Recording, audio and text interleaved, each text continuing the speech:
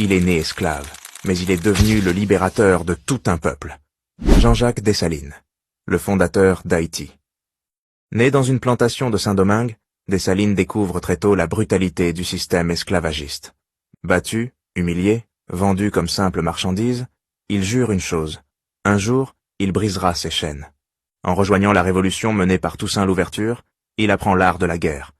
Mais quand Louverture est capturé en 1802 par les Français, Dessalines refuse de se soumettre. Il reprend le flambeau de la Révolution. En 1803, face aux puissantes armées de Napoléon, Dessalines mène la lutte. Bataille après bataille, il écrase les troupes françaises, jusqu'à leur défaite totale lors de la bataille de Vertières. Le 1er janvier 1804, Dessalines proclame l'indépendance d'Haïti, la première république noire, libre du monde. Dessalines devient Jacques Ier, premier empereur d'Haïti.